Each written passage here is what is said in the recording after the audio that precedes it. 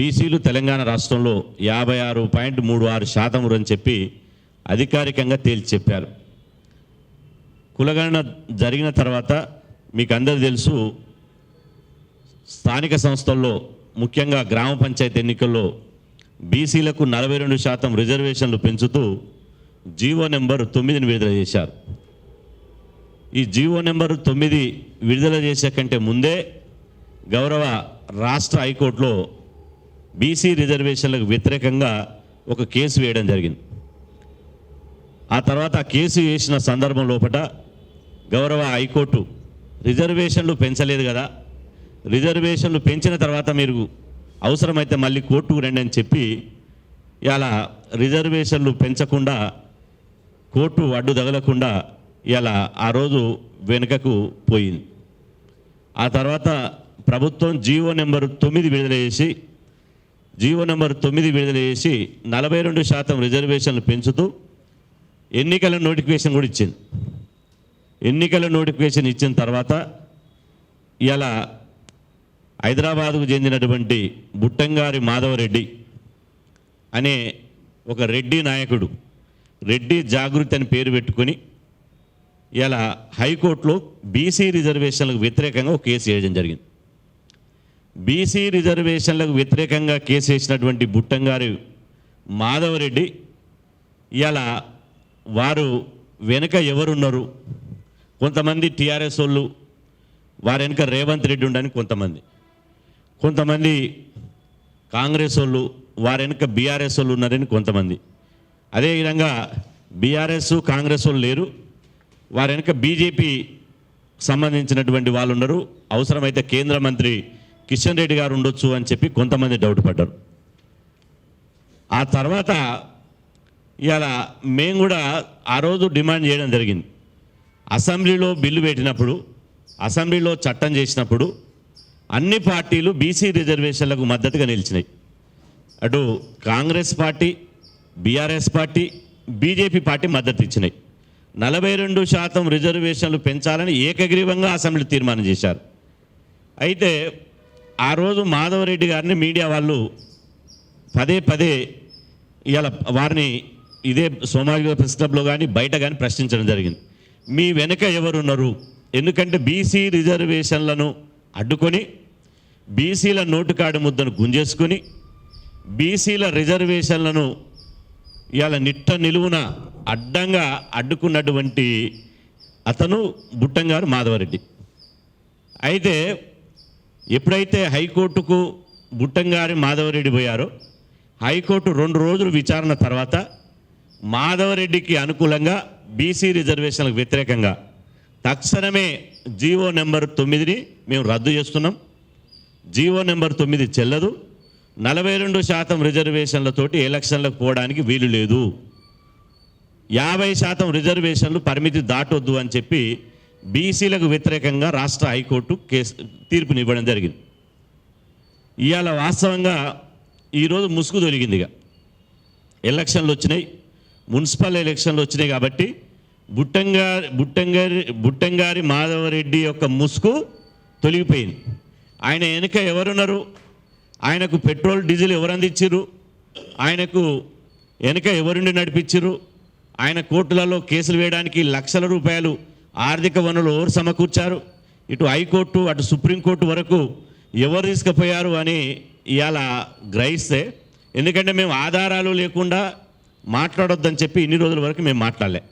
కానీ ఇవాళ స్పష్టంగా బుట్టంగారి మాధవరెడ్డి ఇవాళ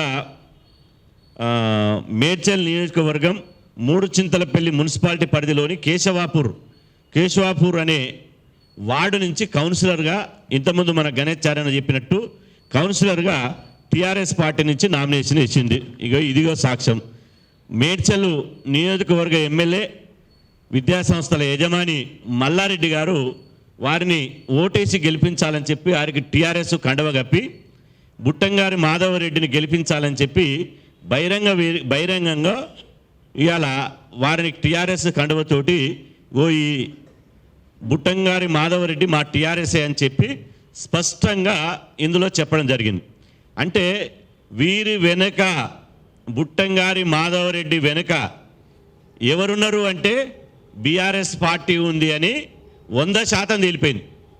99% కూడా కాదు, 100% తేలిపోయింది.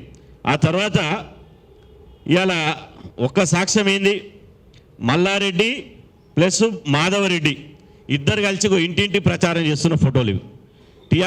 బీఆర్ఎస్ కండవ కప్పుకొని గులాబీ కండవ కప్పుకొని మాధవరెడ్డి మల్లారెడ్డి ఇద్దరు కలిసి ప్రచారం చేస్తున్నారు. ఇది ఫోటో. ఆ తర్వాత ఇవాళ ఆయనకు బీఫామ్, మాధవరెడ్డికి బీఫామ్ అందిస్తున్నాడు. ఓలు మల్లారెడ్డి, బుట్టంగారి మాధవరెడ్డికి బీఆర్ఎస్ పార్టీ బీఫామ్ అందిస్తున్నటువంటి చిత్రం ఇది. మీరు చూడండి ఎంత స్పష్టంగా పచ్చిగా రెడ్లంతా ఒకటి ఎట్లయిరో.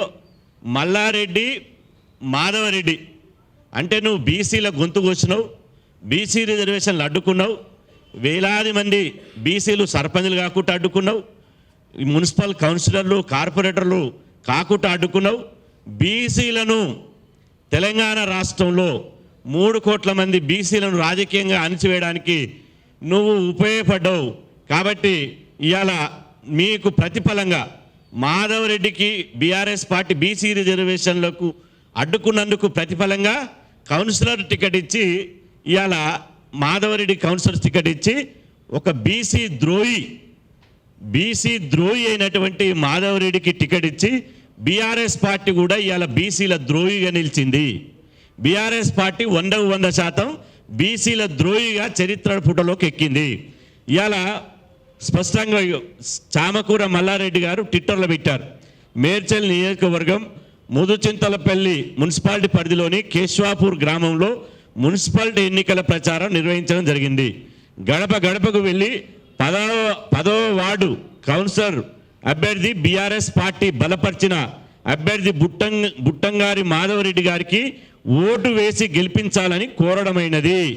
ఇది మల్లారెడ్డి గారు అఫీషియల్ ట్వీట్లో మాధవరెడ్డిని గెలిపించాలని చెప్పి బుట్టంగారి మాధవరెడ్డిని గెలిపించాలని మల్లారెడ్డి ఇది ట్వీట్ చేసిండు. ఆ తర్వాత బీఆర్ఎస్ పార్టీకి అనుబంధ పేపర్ ఉన్నది కదా, అనుబంధ పేపర్ నమస్తే తెలంగాణ. ఇది నమస్తే తెలంగాణలో వాళ్ళే స్పష్టంగా రాశారు. మేడ్చల్ నియోజకవర్గంలో ఏ వార్డు ఎవరెవరు అంటే 7వ వార్డు మూడావత్ నవీన్, 8వ వార్డు ఉద్దమర్రి ముత్యాల సత్యమ్మ, 9వ వార్డు ఉద్దమర్రి కుమారి మాధవి, 10వ వార్డు కేశవాపూర్ బుట్టంగారి మాధవరెడ్డి. ఇది నమస్తే తెలంగాణలో వచ్చినటువంటి పేపర్. నమస్తే తెలంగాణలో ఇలా ఆ పేరు రాస్తూ వీరు పైన పేర్కొన్నటువంటి బుట్టంగారి మాధవరెడ్డి బీఆర్ఎస్ పార్టీ అభ్యర్థిగా పోటీ చేస్తున్నారని చెప్పి నమస్తే తెలంగాణ పేపర్లో రాశారు. ఇప్పుడు చెప్పండి, బీఆర్ఎస్ పార్టీ అధిష్టానమైనటువంటి ఇవాళ కేసీఆర్ గారు మాటికి మేము బీసీల పక్షము, మేము బీసీల కోసమే పనిచేస్తామన్నటువంటి దీనికి కేసీఆర్ గారు ఏమి సమాధానం చెప్తారో, బీసీ సమాజానికి ఏం సమాధానం చెప్తారో చెప్పాలి. ఇవాళ బీఆర్ఎస్ పార్టీకి 60% ఉన్నటువంటి బీసీలు ముఖ్యమా, లేదా ఇవాళ బీసీ రిజర్వేషన్లు వ్యతిరేకించినటువంటి రెడ్డి సామాజిక వర్గానికి సంబంధించిన బుట్టంగారి మాధవరెడ్డి మల్లారెడ్డి ఇద్దరు ముఖ్యమా తేల్చుకోవాలి.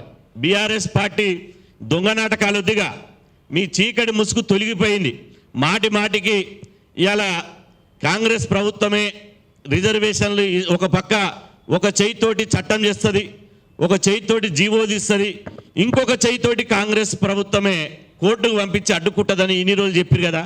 ఇన్ని రోజులు హరీష్ రావు చెప్పాడు, కేటీఆర్ గారు చెప్పారు, అదేవిధంగా కేసీఆర్ గారు చెప్పారు, బీఆర్ఎస్ పార్టీలో ఉన్నటువంటి మొత్తం అగ్రకుల నాయకులు చెప్పారు. అందులో మా బీఆర్ఎస్ పార్టీ ఉన్నటువంటి మా బీసీ నాయకులు కూడా మేము పెట్టిన బీసీ సభలకు వచ్చి ఇవాళ కాంగ్రెస్ ప్రభుత్వమే ఈ బీసీ రిజర్వేషన్లు అడ్డుకుంటుంది అని వాళ్ళు కూడా చెప్పడం జరిగింది. అందుకని బీఆర్ఎస్ పార్టీలో ఉన్నటువంటి బీసీ నాయకులకు నేను విజ్ఞప్తి చేస్తున్నా, అన్న మీరు మధుసూదన్ చారి గారు కానీ, తలసాని శ్రీనివాస్ యాదవ్ గారు కానీ, డాక్టర్ వి శ్రీనివాస్ గౌడ్ గారు కానీ, వద్దురాజు రవిచంద్ర గారు కానీ, గంగుల కమలాకర్ గారు కానీ, అదేవిధంగా బీఆర్ఎస్ పార్టీలో ఉన్నటువంటి బీసీ నాయకులకు నేను విజ్ఞప్తి చేస్తున్నా, బీఆర్ఎస్ పార్టీ బీసీ రిజర్వేషన్ను గండిగొట్టి బీసీల నోటికాడి ముద్దను గుంజేసి 2 సంవత్సరాలు ఎన్నికలు కాకుండా అడ్డుకొని బీసీలను కోర్టులకు ఇచ్చి బీసీలను హరిగోసబెట్టి బీసీలను రాజకీయంగా అణచివేయాలని కుట్ర చేసినటువంటి మాధవ్ రెడ్డికి ఎట్లా టికెట్ ఇచ్చిర్రో మీరు కేసీఆర్ ఇంటి ముందు నిజంగా మీరు బీసీ బిడ్డలు అయితే కేసీఆర్ ఇంటి ముందర ధర్నా చేయాలి, కేసీఆర్ గారి ఇంటి ముందర ధర్నా చేయాలి, లేదా కేటీఆర్ గారి ఇంటి ముందర ధర్నా చేయాలి, లేకపోతే ఇవాళ బీఆర్ఎస్ పార్టీకి మీరు రాజీనామా చేయాలి, బీఆర్ఎస్ పార్టీకి మీరు రాజీనామా చేయాలి. ఎందుకు అంటే ఇట్లాంటి బీసీ ద్రోవులను మీరు హక్కున తెచ్చుకొని ఇలా మీ పార్టీని గులాబీ కండువ కప్పుకొని మీ పార్టీ నుంచి కౌన్సిలర్ చేసి రేపు మీరు గెలిస్తే ఒకవేళ దురదృష్టమో మీ పార్టీ కనుక గెలిస్తే ఆయన 100% ఓడిపోతాడు. కానీ మరి మీ పార్టీ నుంచి గెలిస్తే ఒక పొరపాటును గ్రాపాటును గెలిస్తే మీరు వచ్చి మున్సిపల్ చైర్మన్గా చేస్తారా, లేకపోతే ఇంకోటి తీసుకొస్తారా? రేపు సర్పంచులు గెలవంగానే బీఆర్ఎస్ పార్టీ సర్పంచులు గెలవంగానే కేటీఆర్ గారు కాలుకు గజ్జ కట్టుకొని జిల్లా తిరిగి వారికి సర్పంచులకు సన్మానాలు చేసిండు. రేపు వీళ్ళు డబ్బులు వంచి లిక్కర్ వంచి ఇలా మొత్తం లూటీ చేసి ఇక గెలిస్తే రేపు మాధవ్ రెడ్డికి కూడా సన్మానం చేస్తావు కదా. అంటే బీఆర్ఎస్ పార్టీకి కేసీఆర్కు కేటీఆర్కు హరీష్ రావుకు బీసీలు ముఖ్యమా, రెడ్లు ముఖ్యమా, బీసీ ద్రోవులు ముఖ్యమా, లేదా బీసీలు దోస్తులు ముఖ్యమా తేల్చుకోవాలి. మీరు కనుక దీని మీద సమాధానం చెప్పకపోతే ఏ క్షణమైన బీఆర్ఎస్ పార్టీ కార్యాలయాన్ని బీసీలు ముట్టడిస్తారు. మిమ్మల్ని వదిలే ప్రసక్తే లేదు.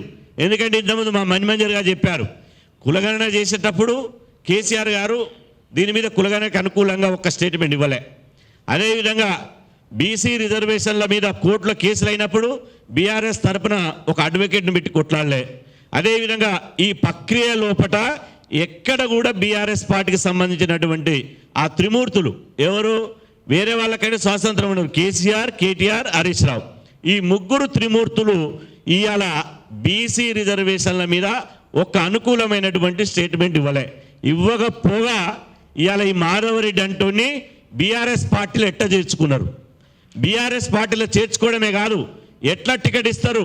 మున్సిపల్ ఎన్నికలు ఇప్పుడు మున్సిపల్ ఎన్నికలు జరుగుతున్నాయి కదా, మున్సిపల్ ఎన్నికల్లో మీరు కనుక ఈయన తక్షణమే ఈ బుట్టంగారి మాధవ్ రెడ్డితోటి విడ్డ్రా చేయించి బీఆర్ఎస్ పార్టీకి మాధవ్ రెడ్డికి మాకు ఎలాంటి సంబంధం లేదు అని మీరు స్టేట్మెంట్ ఇవ్వకపోతే మిమ్మల్ని మాత్రం ఎట్టి పరిస్థితుల్లో బీఆర్ఎస్ పార్టీని కేసీఆర్ని బీసీల ద్రోహిగా ప్రకటించి ఇవాళ బీసీ సమాజంలో మిమ్మల్ని మాత్రం క్షేత్రస్థాయిలో ప్రజాక్షేత్రంలో వదిలిపెట్టే సమస్య లేదు.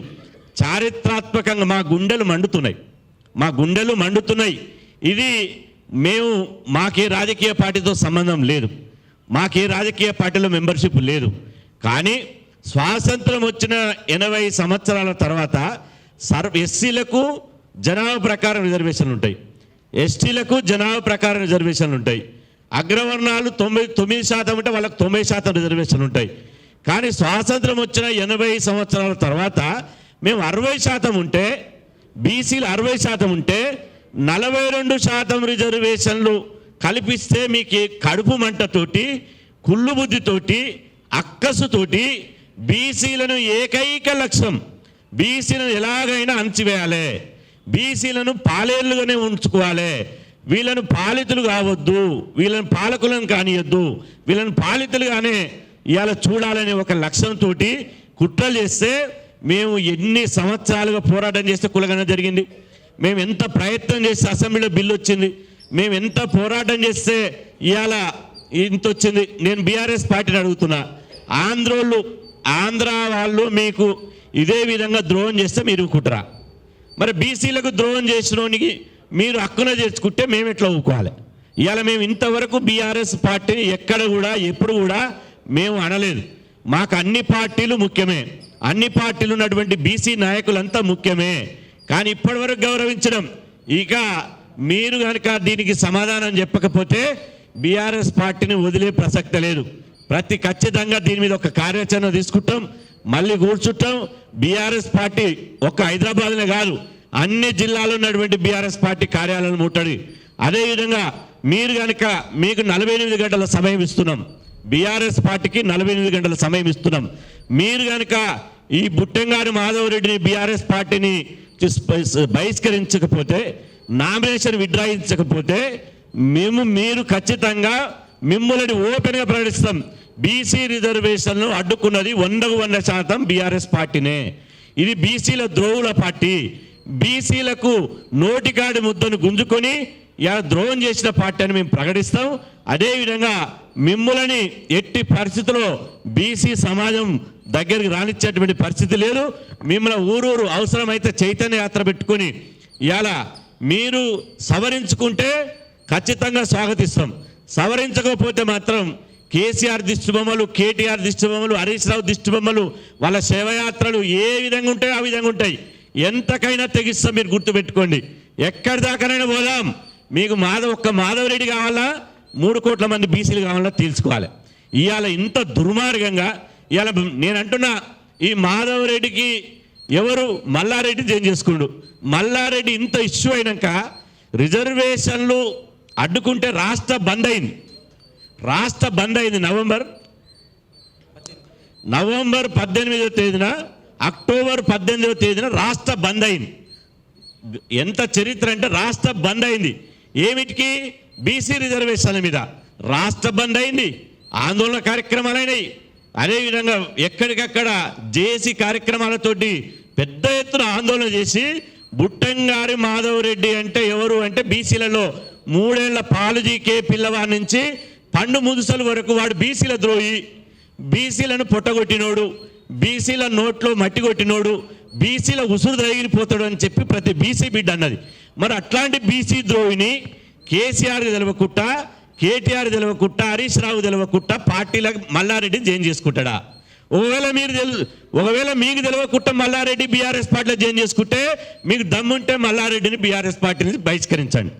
బీఆర్ఎస్ పార్టీకి మీకు తెలవకుట్ట మాకు మల్లారెడ్డి జాయిన్ చేసుకున్నానుకో, మల్లారెడ్డికి ఈరోజు బీఆర్ఎస్ పార్టీకి సంబంధం లేదని ప్రకటించండి. కానీ మీరు తోడు దొంగలు. మీరు బీసీలను బట్టబయలు ఇలా పచ్చిగా తడిగుడ్డతో గొంతుకొచ్చినటువంటి వాళ్ళను మీరు హక్కున చేర్చుకున్నారు.